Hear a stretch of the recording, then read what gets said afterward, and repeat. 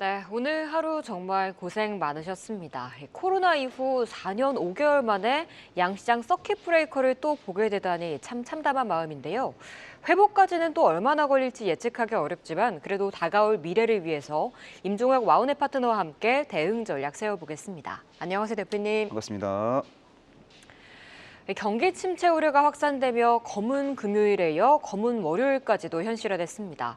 이 바닥을 알 수는 없겠지만 이 과거를 돌아봤을 때 그래도 향후 반등을 기대해 볼 건 좀 숫자가 돼줄 것 같은데요.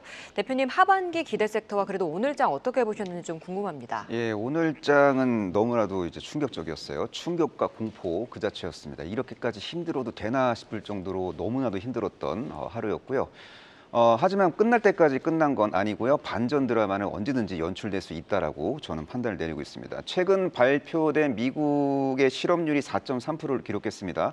역사적인 측면에서 봤을 때는 상당히 높은 숫자가 나왔지만 절대적인 측면에서 봤을 때는 아주 높은 숫자는 아니라고 봅니다. 그러니까 시장은 앞으로 실업률이 계속 위로 치솟을 거라는 공포감을 지금 현재 선반영되고 있고 경기 침체 우려를 너무 지나치게 과반영시키고 있는 것으로 저는 보고 있습니다.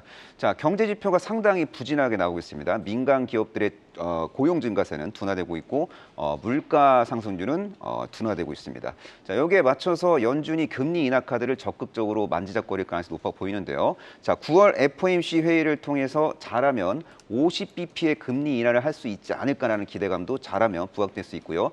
이제 앞으로 총 3번의 FOMC 회의가 올해 남아 있습니다. 이 남아 있는 3번의 FOMC를 통해서 100bp 이상, 100bp에서 150bp 정도의 금리 인하에 대한 어떤 기대감이 이제 공감대가 형성이 된다면은 미래 유동성 환경이 개선되는 거 아니냐. 그리고 경기 침체 우려를 막기 위해서 연준이 구원투수로 등장하는 거 아니냐라는 기대감만 부각되면요.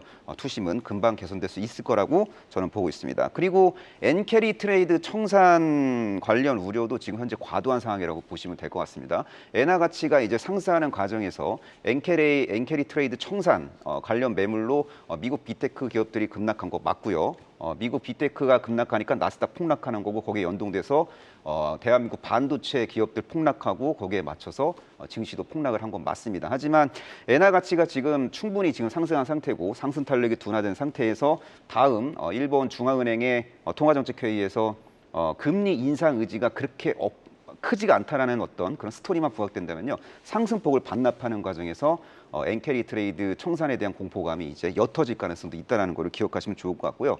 한국 증시 올해 오른 것도 아닌데 없는데 많이 빠졌습니다.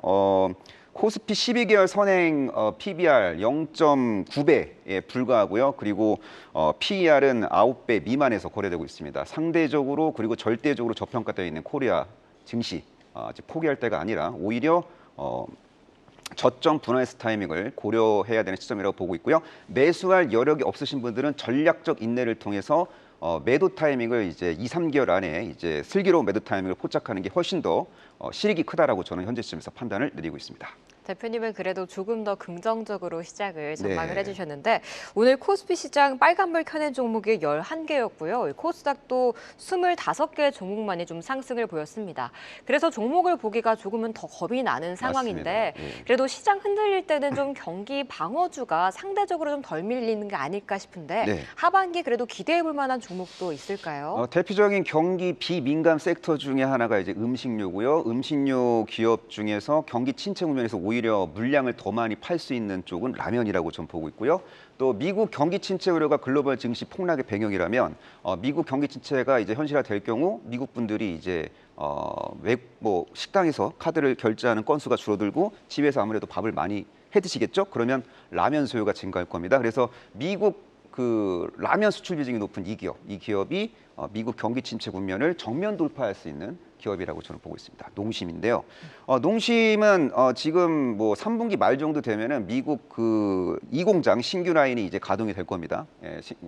그 생산 능력이 이제 확대가 됨으로써 또 신제품을 미국 시장에 적극적으로 침투할 예정이고 또 침투 지역도 이제 다변화될 가능성이 높아 보이고요. 그리고 유럽에서도 침투율이 점진적으로 이제 증가하고 있는 추세라고 보시면 될 것 같습니다. 유럽 현지 대형 유통사 중심의 이점 제한 증가 추세가 지금 현재 확인이 되고 있고요. 그리고 이제 뭐 최근에 이제 물류센터를 이제 건립하겠다고 이제 발표한 바가 있는데 물류센터에 대한 건립은 곧 수출 전용 공장의 공장 증설에 대한 기대감으로 뭐 이어질 수 있다 이렇게 보셔도 될 것 같습니다. 그리고 올해 상반기 실적은 뭐 뚜렷하게 이제 모멘텀이 없습니다. 올해 상반기 실적 모멘텀은 부재하지만 원가가 통제되고 수출 물량이 증가할 수 있는 하반기 때 실적이 좋아질 수 있는 그런 기업이에요. 그래서 글로벌 경기 침체 우려 속에서도 호실적, 올해 하반기 때 호실적을 기록할 수 있는 농심 정도는 관심을 가져도 됩니다. 맞아요. 요즘 맥도날드도 미국에서 너무 비싸서 매출이 안 좋았잖아요. 네. 아무래도 장을 봐서 먹는 문화가 좀 커지게 되면 농심도 해외 수출 비중이 높으니까 수혜를 네. 보지 않을까 하는 관점에서 가지고 오신 것 같은데 네. 오늘 또 수급을 보니까 외국인과 기관이 매수해줬고요. 네. 상대적으로 4% 그래도 선방을 해줬다고 그렇죠. 볼 수 네. 있을까요? 그렇다면 목표가 손절가 어디까지 잡아볼까요? 동사의 목표가는 일단 50만 원 전후로 설정하시면 될 것 같습니다. 증시 환경이 워낙 불확실성이 끄니까 아무리 뭐 경기 방어주라고 이제 해도 주가가 이제 위로는 많이 안 열려 있을 거예요. 그래서 반등 시 50만 원 전후에서는 비중 축소 전략을 수립한 다음에 그 다음에 다시 비중 확대 타이밍을 저울질하는 게 맞는 것 같고요. 또 시장 변동성이 워낙 크다 보니까 만약에 뭐 현재 주가가 좀 밀리게 될 경우 리스크를 관리하는 기준선도 설정하는 게 맞는 것 같습니다. 현재가 기준 농심 손절가 42만 8,500원 전후로 설정하는 게 바람직해 보입니다. 네, 수출 비중이 높은 경기 방어 섹터 안에서 농심 목표가 50만 원, 손절가 42만 8,500원 짚어주셨습니다. 이어서 다음 이슈로 넘어가 보시죠. 이 지정학적 리스크가 더욱더 격화되고 있습니다. 이란의 보복 공격이 임박한 것으로 알려진 가운데 미국은 군함을 급파하고 각국은 대피령을 내리고 있는데요. 대표님 현재 어느 정도까지 심각한 건가요? 증시 급락의 이제 배경에 이 주요 어떤 양대 포인트가 뭐냐면 첫 번째가 미국 경기 침체 리스크, 두 번째가 중동 리스크 격화에 대한 공포감인데요. 지금 뭐 하마스의 수장 한이에가 이제 7월 말에 이제 피살이 된 후 중동의 긴장감이 아주 극단적으로 고조가 되고 있는 그런 상황이라고 보시면 될 것 같고, 이스라엘을 겨냥한 이란의 이제 보복 공격이 임박한 상황이라는 외신의 보도가 지금 차고 넘치는 그런 상황이라고 보시면 될 것 같습니다.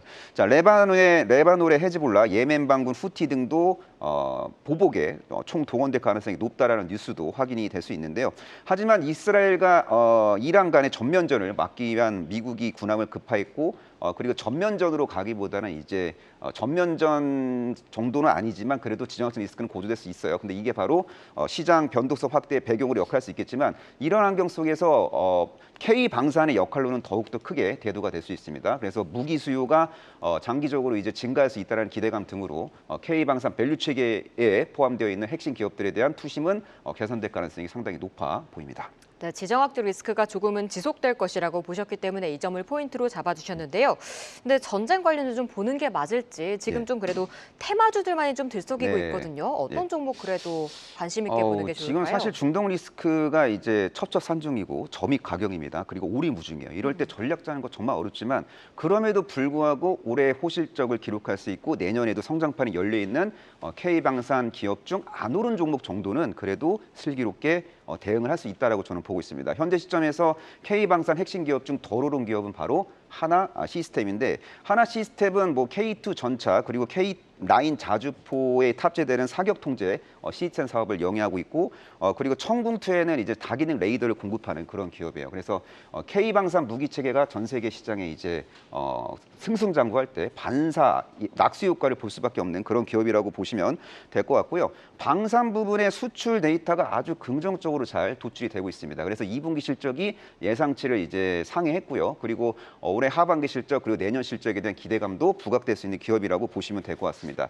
약 7조 원에 달하는 방산 수주 잔고를 자랑하고 있는 기업이기 때문에 실적 가시성이 높고 실적 변동성이 낮아요. 그리고 경기 침체 국면에서 오히려 빛나는 실적을 기록할 수 있는 기업이기 때문에 경기 침체 우려로 시장이 만약에 급락한다면 오히려 시장을 압도적으로 이길 수 있는 기업 중에 하나로 분류해도 될 것 같습니다. 그리고 국산 무기 체계의 고도화가 이제 이루어질수록, 그리고 국산화율 증가 추세가 확인될수록 동사가 수혜를 본다라는 것도 꼭 기억하시면 좋을 것 같습니다. 네, 하나 시스템 하방 변동성 그래도 낮은 편이라고 보셨는데 그렇다면 가격선도 짚어주시죠. 뭐 하나 시스템은 일단 뭐 기술적 분석상 1차 목표가는 21,000원 전후로 설정하셔도 좋을 것 같고요. 만약에 21,000원 돌파와 안착에 성공할 경우에는 그때 가서 목표 주가를 이제 상향 조정해도 되는 종목이라고 보고 있습니다. 이 종목은 초소형 위성과 관련된 스토리 그리고 도시망공 모빌리티와 관련된 스토리도 상당히 인상적인 기업이고 다양한 스토리를 이제 보유하고 있는 기업이기 때문에 장기적으로 보유할 경우에는 생각보다 높은 가격에 매도할 수 있는 기회도 포착이 될 수 있겠습니다만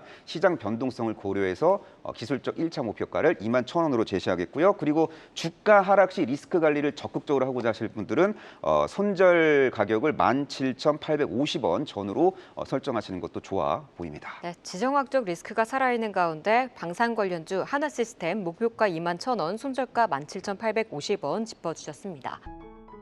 계속해서 다양한 경제 이슈를 알고 싶다면 구독과 좋아요, 알림 설정 부탁드립니다. AI 캐스터 권미정이었습니다.